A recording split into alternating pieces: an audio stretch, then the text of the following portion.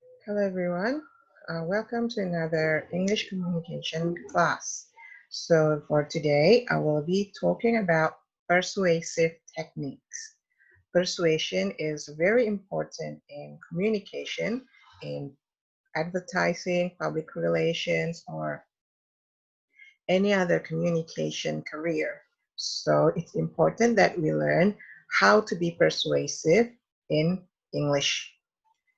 Okay, so in this lesson, I'm going to tell you some persuasive techniques and examples on how to say or the phrases that you can use for each technique.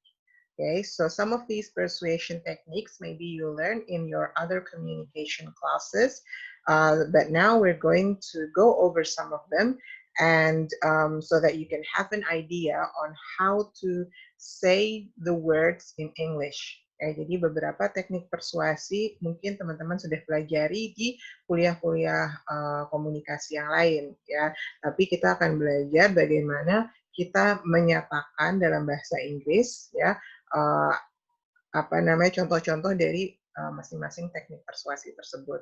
Okay?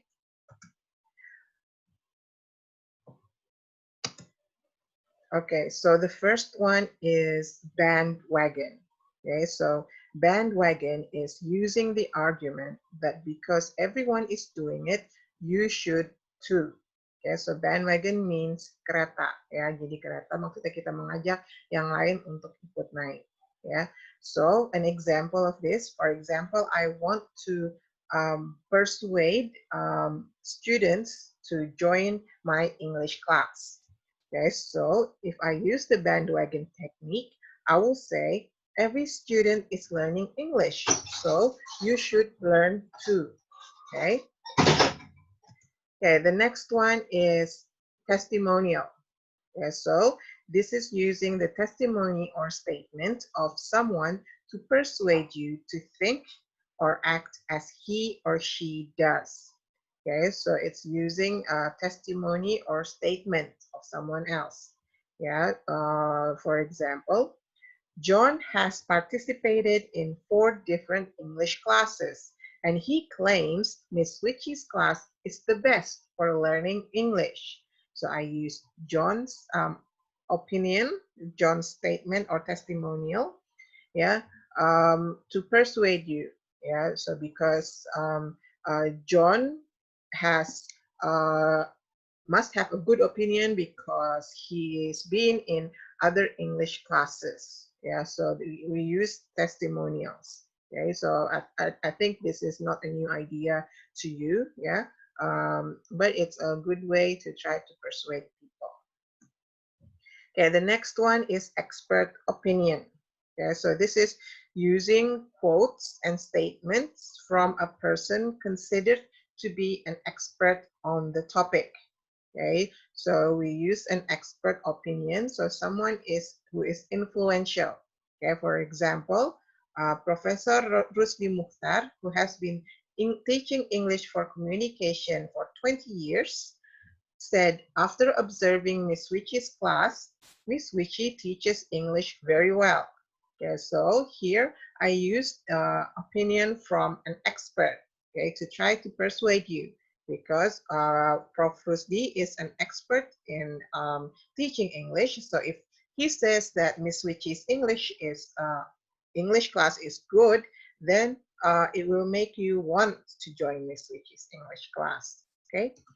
The next one is statistics. So this is using research to support the speaker's view. Okay, so because this basically tries to win your logical appeal. Okay, so people will want to make action if they have the statistics because we trust statistics here, yeah, because they are already done using um, scientific methods that is already proven. Yeah, so we trust the statistics. Yeah, for example, like now we see that the COVID-19 rates is still going high. Yeah, so for the last few days, the number of new cases is more than 1,000. Okay, because of that, then that makes me still not want to go outside. Okay, so even though people say that, or the PSBB is already relaxed, yeah, so there's the PSBB relaxation, the lockdown relaxation, but because the statistics still high, so we still, or I personally still use the measures that I do in lockdown. Oke, jadi kita sangat percaya dengan statistik, ya. Jadi lebih percaya statistik walaupun misalkan PSBB itu sudah dilonggarkan, tapi kalau statistik menyatakan ternyata dalam beberapa hari terakhir masih 1.000 kasus COVID yang ditemukan, ya, kita masih menerapkan protokol saat dengan PSBB seperti itu, ya. Jadi lebih percaya statistik daripada misalkan kebijakan-kebijakan seperti itu. So, an example for this is, according to a survey of Bahasa Inggris Komunikasi students, 90% are satisfied with Miss Wichi's English class. So, if the survey says that is so, so maybe it will make us want to join this class, yeah, because students who already joined feel they are satisfied with it. Okay, the next is call to action. This is encouraging the reader to do something about the issue being addressed. Okay, so this uses powerful verbs. Okay, jadi kata-kata kerja yang powerful yang bisa membuat yang membaca atau yang mendengar itu langsung mau melakukan sesuatu.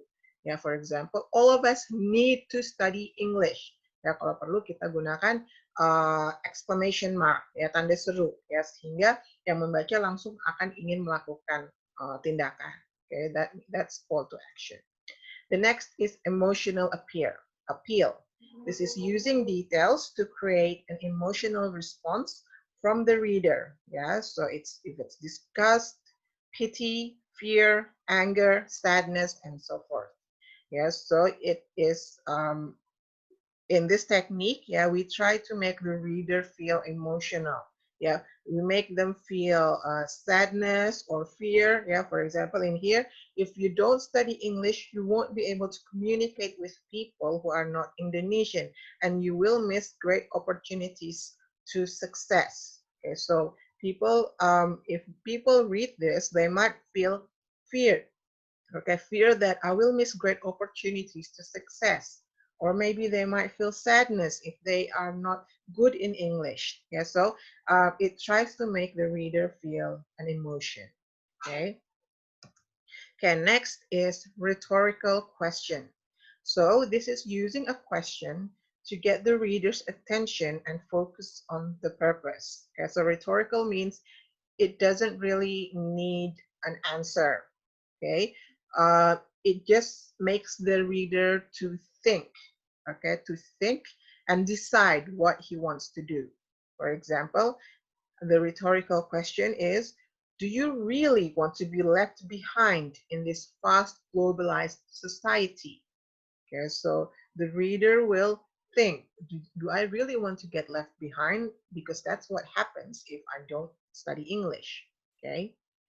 The next one is repetition. So it is simply repeating a word or phrase throughout the writing, or throughout the speech. Okay, so this is a good way to get the reader's attention, or the listener's attention. For example, yeah, I'm going to repeat the word English. English. It's a language we come across when we open the world of internet. English. We see it and hear it every day, but often without proper understanding. English. It's very important if we want to advance in life. Okay, so this technique is also one that you can use to try to persuade other people. The next one is prediction. Prediction is predicting the outcome of the situation. Okay, so for example, I'm going to predict, yeah, if we don't learn English seriously, there's a chance our career will not be as bright as if we have good command of English. Okay, so there's a chance. If, yeah, so those are the words that are used to indicate predictions. The next one is cause and effect. So this is stating the effect that something may have. Okay, so for example, you will have difficulties to broaden your career because of your poor English abilities. Okay, so it's stating the cause and effect. Okay, so, or we can use the rhetorical question and then the cause and effect.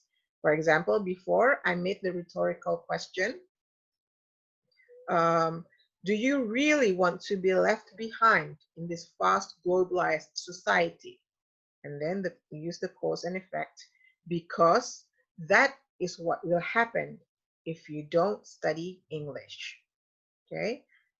Okay, so that's it for a short introduction on persuasive techniques. Okay, so we learn more about persuasion in our next lesson. Okay, so thank you for participating. I will see you next time.